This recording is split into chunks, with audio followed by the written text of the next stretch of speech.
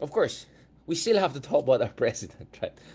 As I said, it's just crazy how we always talk and we just like walk around BBM as if it's not there, and then BBM doesn't also help his case kasi he's always abroad. I mean, again, I mean, come on, I know na yung mga kaibigan natin and sila Ambassador Ramos, they question the whole Magellan Jr. thing, but let's be honest, he does travel a lot.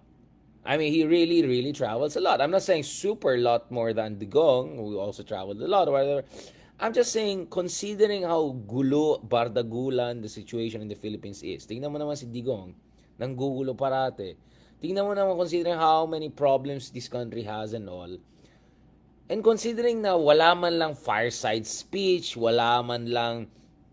Kaya nga yun na sinabi ko, yung kahinaan ni BBM is that he neither has the spontaneous articulate capacity that Pinoy had. I mean, God bless his soul. I mean, guys, I had many disagreements with Pinoy, right? And whether this is the Mama Sapano, ganon. But guys, he was a good speaker. I'll tell you that. And di naman ako nagyayabang, but you guys have seen me, right? Hindi naman ako nagyayabang. I've been at the highest levels, right? When I say someone is a good speaker, probably I know what I'm talking about. I mean, my lord. Magaling na speaker si Pinoy eh. And ang impressive kay Pinoy, talagang perfectly bilingual siya. Like, kaya niya mag-speech ng diretsong Tagalog na nakakatuwa, na magaling, maayos, and then kaya niya mag-speech ng English na dire-diretso. Now, what I have to double check is I think Tita Arroyo, is related kami, I think Tita Arroyo can do three languages. Filipino, English, and Spanish na formal na magaling. Of course, Kapampangan, Ilocano, marunong din siya. Magaling yan. Baka konting Bisaya rin. I think magaling. She speaks like 6 or 7 languages or whatever. Magaling yan. But, speaking of Aquino, I mean, he was like that. And then, tingnan mo naman si Digong. He doesn't even have to say it. May reaction ka na kagad. Yung mga, alam mo yung gaganin niya, magigigilin niya, tapos ita-timing niya, tapos papatawa siya, tapos gagawin. I'm just saying, both Pinoy and Duterte had communication skills. This is in no way, guys, an endorsement of horror ano ni Tatay. But I cannot deny the audience impact. I cannot deny the dark charisma, whatever you want, black magic, whatever you want to call it. Hindi ako hater because I can see strength when I see strength even if I don't agree with that strength or I think that strength is being used for wrong purposes, which clearly was the case. Pinoy was a good speaker in a very traditional sense of the word, but also very humorous and all. And then you go to BBM. Technically, wala naman problema. Malinis naman yung mga speeches niya. Alam mo na, sasabihin niya naman niya alamano, di ba? Alam mo guys, kung alamano lang, lahat ng tao may alamano moments. Kung marami kang sinasabi, may alamano moments yan. Oh, given yan. But, in fairness naman, kung titignan mo yung mga speeches ni BBM, maayos naman eh. Maayos yung speech niya sa Australian Parliament. Maayos naman sa ano. Pero guys, aminin natin, sa panahon ngayon, ang gusto ng tao ganito, yung real talk, yung conversational. Yung makikita ng tao na you're actually talking to them. You're not talking at them. Kasi the problem with, I won't say scripted speeches, but, diba? I mean, you know, is that, hindi, ang dating niyan, hindi conversational eh. Ang dating niyan is balagtasan. At magaling sa balagtasan si BBM. Pero ang thing is, yung balagtasan niya, pang 1960s, 70s yung tatay niya. I'm sure kung si Senyor ay nandito ngayon, mas baka maladigong magsalita yon, magpapatawa yan, even though, of course, very articulate, well-educated lawyer si Senyor, kumpara naman kay tatay, di ba? But, that's what I'm saying. That's what I'm saying.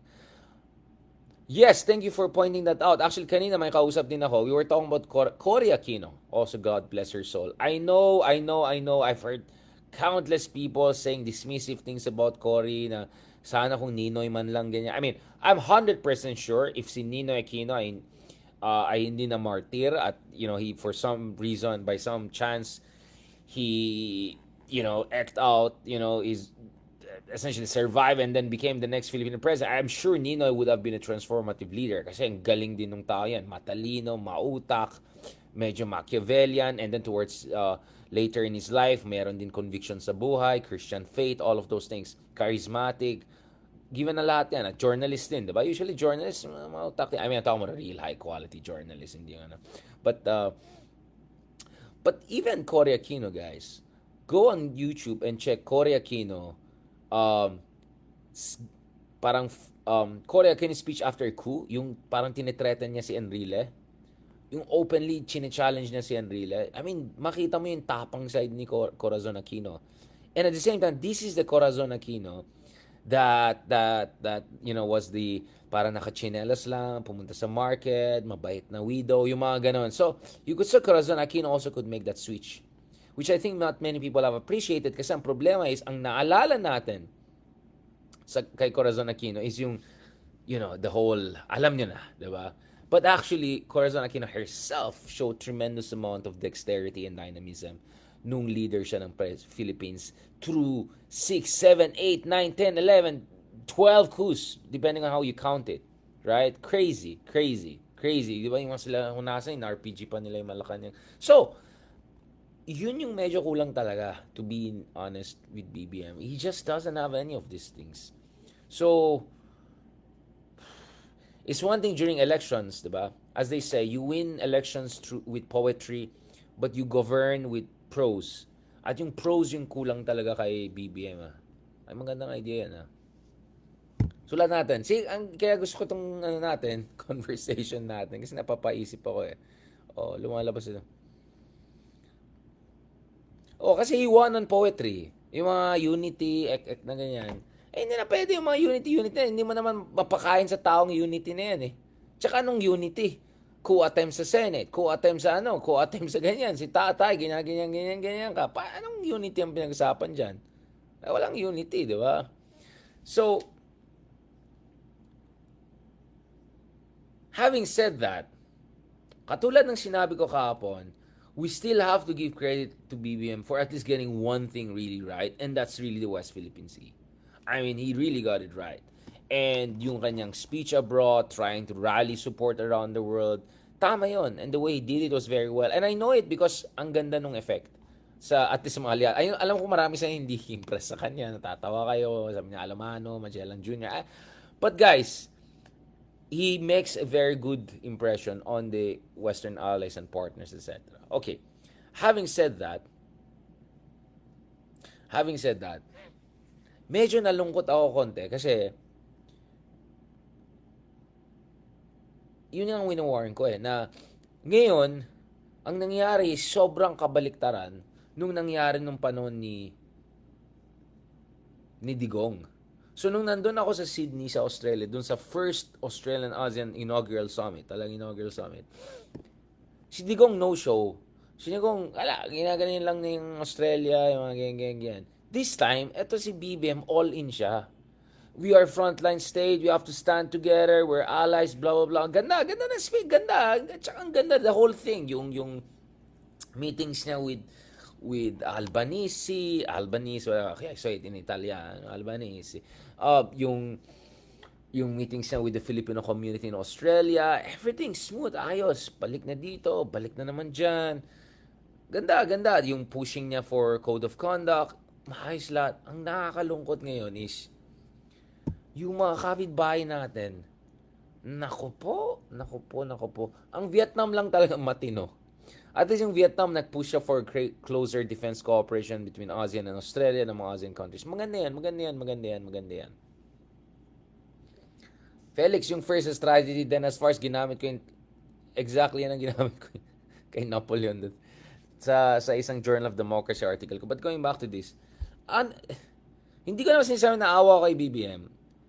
Honestly, parang naawa ko sa sarili natin bayan. Kasi eto na nga, finally have a president saying all the right things, doing all the right things. Going to the right place, right timing and all. And then gaganinin tayo ng mga kapitbahay natin. Yung kapitbahay natin dyan sa Malaysia, na ruled by guy na dating fanboy ng Aquino administration, na supposedly liberal, progressive, whatever. Kalain mo pa naman, pupunta siya sa Australia, ibabash pa niya yung Australia and US for xenophobia. Aber, aber, ano to, Tatay Digong? Nagko-compete siya kay Tatay Digong. Ibang klase. Naglo-lawyer siya for US. Tapos binabash niya yung US about Middle East, binabash niya yung about ano. Eh kuya, tignan mo naman yung ginagawa ng China sa Malaysia dyan sa South China Sea. Tignan mo naman yung mga sinabi ni Mahathir noon about death trap and lahat ng mga kababalagan ng ginawa ng China ng panahon ni Najib na napaka-corrupt na leader na my goodness, Wolf of Wall Street level mga ikan nangyari ng panahon niya.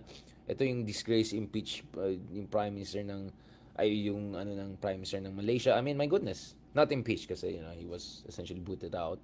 That's the one thing good about parliamentary, but ibang mahabang usapan yun kasi parliamentary system also allowed for very bad leaders to stay in power for very, very long time. But having said that,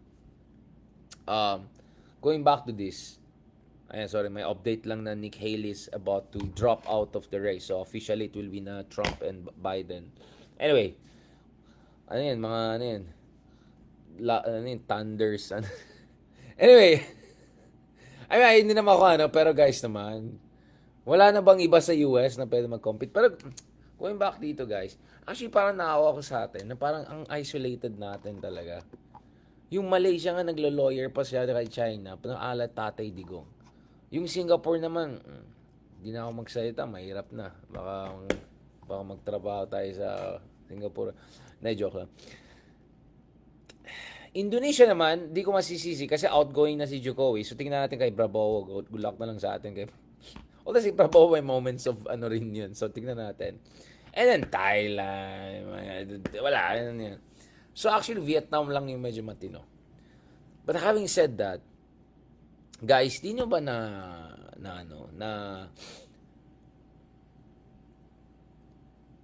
di ba parang weird na we have more in common with Australia, yung host country from the other side.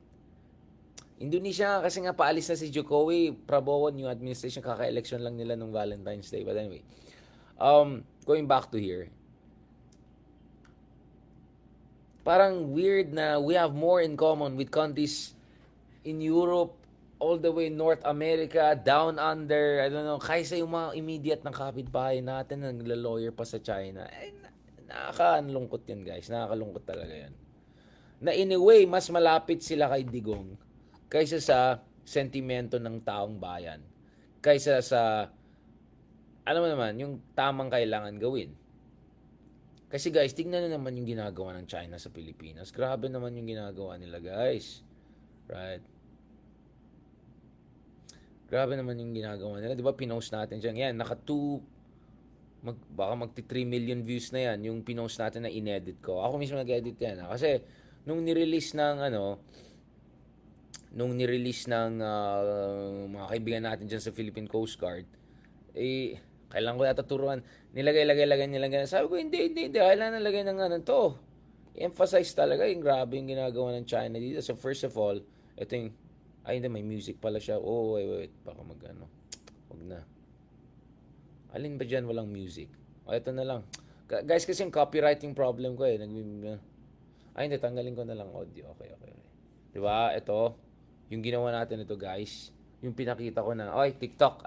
Wag na kayo tumingin sa TikTok kasi nasa censor ako. Diba? TikTok, di mo nakita yan. Wala kang nakita. China, TikTok. Yan, okay. Diba? Grabe, diba? Kung hindi nilagay nung tire na ganun, banggaan na yan. And then just when we thought that was really the crazy thing na ginawa ng China, ibang klase. Tingnan mo naman yung ginawa niya dito. Grabe oh. Gina-water cannon nila ng ganyan. Wasak yung window and all. Grabe. Baka made in China siguro yung window natin. Hindi, pero grabe. Kaya sino yung makapili na lang yan na isa, yung sabi na, lang, water lang yan, wala lang yan. Guys, 4 na na-injure ng Philippine Navy personnel dyan, hindi ito biro. Sino ulit yung Thunders na, yung pro-China na walang yan. Na, tubig lang yan, wala lang yan, wag kayo magdrama. Ganyan nyo yun. Tingnan natin kung ano mangyari. Umayos kayo dyan. Anyways,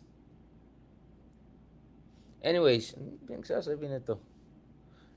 Yellow yung light, okay? Bash niyo pa ako. Ganda niyo ah. Ang gwapo niyo ah. Anyway, so,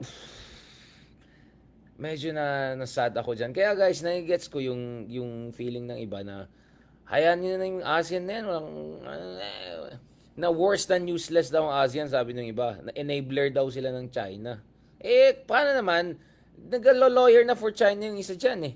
Na may problema na nga silang directly dyan sa West Philippines and all of that. But nakakalungkot lang talaga. Tapos, ginaganyan lang tayo ng China. Wala man lang statement ng ASEAN na directly criticizing China. Yes, may statement sila kanina, as in few hours ago, na calling on all parties, restraint.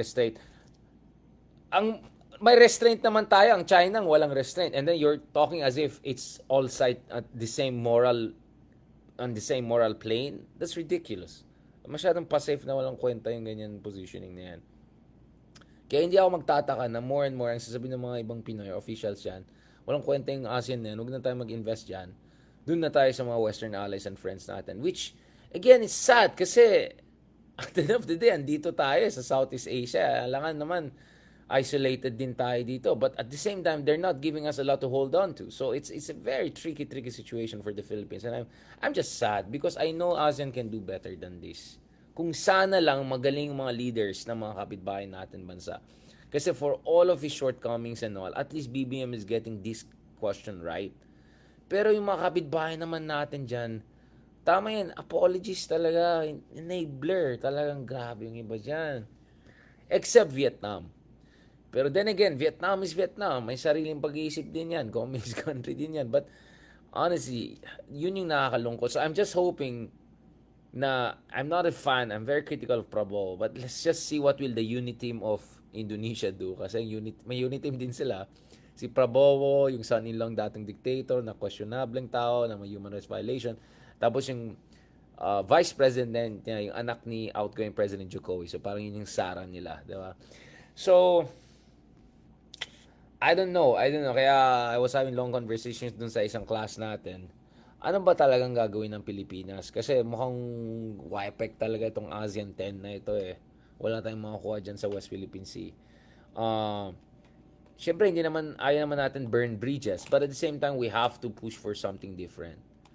Ako, siguro working with Vietnam on a fully decent government in Indonesia in the coming months, maybe that's the only way forward, yung trilateral. At yun yung sinulat natin sa Nikkei Asia article. You can check that. Please check that may article ako dyan na that's the way to work around ASEAN deficiencies. Go minilateral and trilateral. Ganun lang talaga kasi otherwise, malabo talaga tong ASEAN 10. Tignan mo naman yung statement na lumabas. Tapos, this year, Laos, which is, Laos is great country, they're nice people and all, but masyado silang dependent sa China talaga eh. So, 'di ba, yung China ginawa po yung high-speed railway nila. Buti pa sila nakakuha sila ng magandang railway sa China. Tayo kay Digong wala tayong nakuha na Duterte si Duterte. Ito yung article na sinasabi ko na sa Nikkei Asia. ASEAN members are finding ways around block paralysis. Minilateral cooperation is bringing together Philippines, Vietnam, and hopefully also the next Indonesian administration. Again, I'm saying this even though I'm not fan of communist regimes. I'm no fan of of Indonesia's incoming president, ganyan. Let's see. Aba, biglang nag-off tong TikTok ko ah. Suspicious talaga tong mga to. Yeah, Vietnam has bad blood with China, but the problem is they're so economically dependent on China. A lot of their intermediate goods and even some of the stuff that they're exporting actually are all imported from China. And ang problema ng Taiwan is Vietnam is unlike Pilipinas, they are border. They have land borders with China and with Cambodia. So, ang dami nilang points of vulnerability. So, medyo yung room for maneuver nila ay medyo limitado. At unlike the Philippines, wala silang superpower allies. The last time they had an ally, Soviet Union, inabandon lang sila nung 80s. So anyway, I'll keep it there, mga kameta. I'm just saying, for a moment, let's put aside some of our political differences. Alright, I have huge issues with some of the policies of the current administration. I have huge issues with the authoritarian nostalgia, with all of this bagong Pilipinas, blah blah nonsense. I am all for bagong Pilipinas, by the way. I'm referring to alam mo naman, it's really the Marcos era, whatever, di ba? But, this is, guys, itong usapan, national interest na ito, guys, eh. Usapan national interest na ito. Kaya, honest, I felt for our country. I really felt our country na parang ang isolated natin in our own region. It feels really bad to be like this. But the good news is we have most important countries in the world coming out in support of us. And hopefully it will be more and more than just words. It will be more than just words, and hopefully it will be more and more in terms of concrete assistance, concrete cooperation and all. On that note, thank you very much guys. Maraming salamat. I hope you appreciate itong style natin na open, conversations ganun. So as I promised, I went through each of the items I mentioned in the headline. Dun sa So I covered them all. So although mukhang na lang ako nagkakwentong barbero, actually I'm following a train of thought. Sticking I'm staying faithful doon sa mga nilagay natin dyan. Dapat nilagay ulit natin si Kibuloy, pero too much na parati natin pinag-usapan ng Kibuloy. Tama na yan. Napag-usapan lang natin siya in the context of Riza and Robin Hood, because two of them could be competitors as the next vice presidential candidate in 2028 unless Riza will be the figurehead and there'll be rallying effect around her, which I think is given everything the right way forward. On that note, thank you very much. Maraming salamat sa lahat ng mga dumalo dun sa ating mga talks over the past week essentially, dun sa talk natin sa Leon Gallery. God willing, we're looking to more talks and on Philippine history, etc. I mean, I'm hoping sana may funding tayo and publisher na. I'll make a whole book, no, like Philippines secret history, and put all of those things I write about Rizal and all. So there's more I want to discuss. 50s, 60s, 30s, 20s, jazz age, so much to discuss. So i-share ko sa inyo kung God willing ito mga open public events. And also thank you so much din sa mga dumalo sa BBC talk natin kahapon. I really appreciate it. Again, I'm not saying you came there for me, but those who came there because they saw our announcements and all, thank you so much. Pumila kayo, naghirap kayo, nag-effort kayo. I really appreciate it. Believe me, I really appreciate it. Nagpapatawa lang ako and humor and all of that, but I appreciate it. I'm always happy when I see yung mga kameta sa mga events, real life events, taking picture, showing my respect and showing my appreciation, and also seeing your appreciation. On that note, God bless and talk to you soon. Have a good evening.